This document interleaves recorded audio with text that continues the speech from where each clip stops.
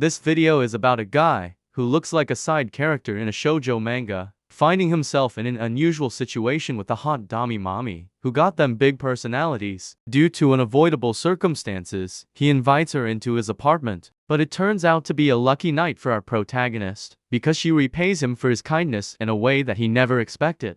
Meet Al-kun, a college graduate who failed his art university entrance exam, but right now he is in a peculiar situation, because there is a hot drunk woman lying in front of him. At first he thinks she is a corpse, but lucky for him she is alive. He wakes her up and asks, "Who are you?" But since she drank too much that evening, she starts feeling nauseous and pukes all over Al-kun. Unwillingly, he allows her to use his bathroom so she can clean up and leave. Onee-san comes back, feeling better now that she has puked out everything that she drank earlier that evening.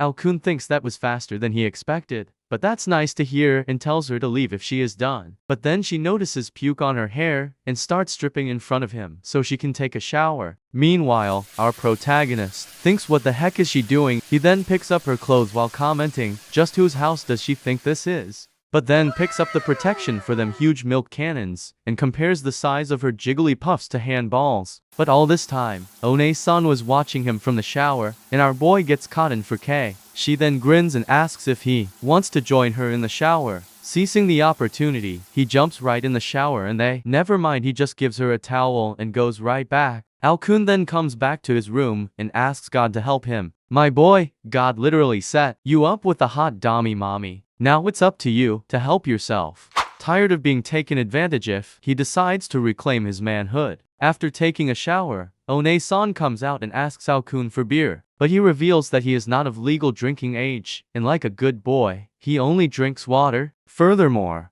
he tells Onee-san to put on her clothes and leave, but she had other plans and was thinking of staying for the night. Al-kun gets angry and tells her to cut the crap, but then he sees her wrapped in his towel, standing in front of him. Upon close inspection, he notices that she is a total bombshell, and by the looks of it, she does look like the type of woman that wants to dominate you and would step on you. Basically, my subscriber's type. She then gets closer to him saying, "Of course I'm not saying I would stay over for free." Saying this, she shows him the 2 flotation devices on her chest and makes him an offer he couldn't refuse. Our boy gets hypnotized after seeing the mommy milkers and gets a free Super Glizzy 3000 treatment from Onee-san. It should have been me, not him!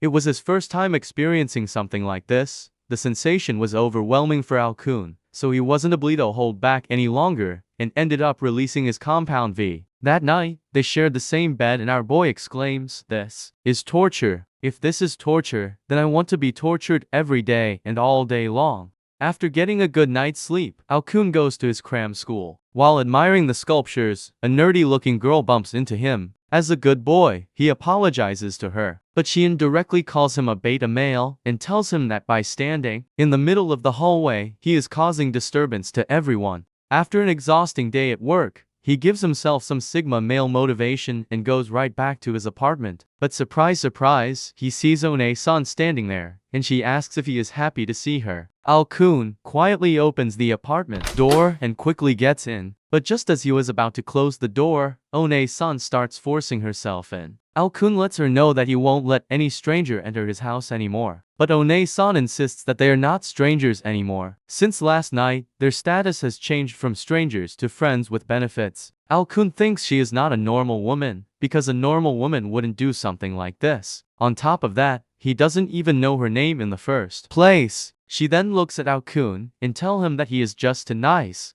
She then keeps advancing and our boy gets flustered really quickly. She then takes out her twin rockets and puts his sword in between them, giving him a much-deserved massage. After their fun activities, she decides to do the laundry because she will be staying over once again. Onee-san then opens the fridge and starts stacking up beer's cans so she can drink them the next time. She then spots some instant ramen in the distance and says, "This will be a feast." Once they are on the dinner table, she asks Al-kun what he does. Upon revealing he is an art student, she asks if he wants to draw her without any piece of cloth covering her. This gets him flustered, and he thinks Onee-san may be drunk because of her indecent advances, but she shuts him up by planting a kiss on his face.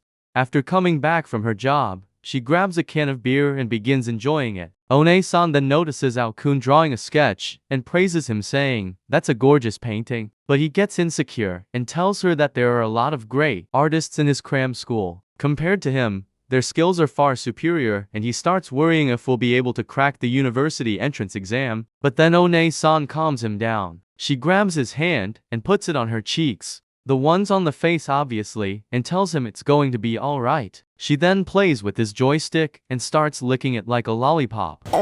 The next day upon waking up, he finds Onee-san gone, just like your dad when he went out to get some milk. He then repeats his daily routine as usual and goes to his cram school. He starts drawing the statue placed in front of him. After seeing his sketch, his art teacher praises him. He notices that Ao-kun's skills have improved in a single day. The nerdy-looking girl also notices this and gets curious about our guy's rapid leveling up. In the evening, Ao-kun goes back home, but on his way he notices Onee-san, who is buying a bunch of beer cans. He quietly follows her, but then she gets a phone call and mentions his name to the person on the phone. He then maintains some distance between them to avoid suspicion and arrives late to his apartment. The landlady informs him about a woman who is waiting for him at the front door. After getting into the apartment, Onee-san starts unpacking the stuff she bought from the store. She asks Ao-kun to open his mouth, but like a real G, he tells her that won't be necessary. Looks like he has finally grown a pair of walnuts down there. He straight up asks her name and wants to know where she is from. Furthermore, he asks if she was waiting for him on purpose. After hearing all that yapping, she looks at him and just smiles.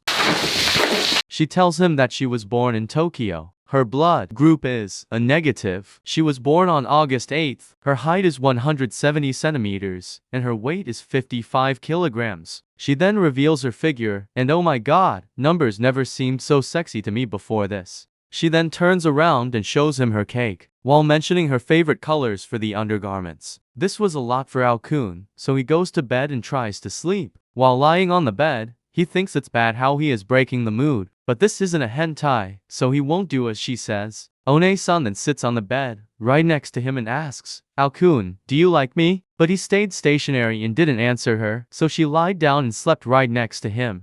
The next day, our boy is at his cram school as usual and everything looks normal, until he looks for his screen which he took back home and forgot to bring today. The nerdy-looking girl notices this and starts insulting our boy. Suddenly, class door opens and Onee-san enters the room. "Ao-kun, you forgot your screen." Everyone hears those words. She then starts walking towards him and hands over his screen to him. One of the boys there asks Ao-kun if she is his girlfriend. He hesitates, so Onee-san answers him in the best way possible. She gives him a kiss in front of the entire class. Everyone gets shocked upon seeing this development. She then waves him goodbye and leaves the cram school. After looking Onee-san, the nerdy-looking girl imagines something weird and gets an idea for her wonderful painting. After the end of their class, the nerdy girl gets Ao-kun's attention and introduces herself as Kineko Megumi. She then invites him over to her apartment for some art inspiration. Later that evening, she starts her artwork at her place, but she requires Ao-kun to strip his dignity and get naked in front of her. A few hours earlier, after arriving at her apartment, she tells Ao-kun to make himself at home, but he gets scared after seeing a rat on the balcony. She then shows him an art piece she made. Turns out this girl is not normal, because she is only interested in making art of a man's private parts. Since she has never seen a rocket in real life, she insists our boy on showing her his man piece, so she can draw it.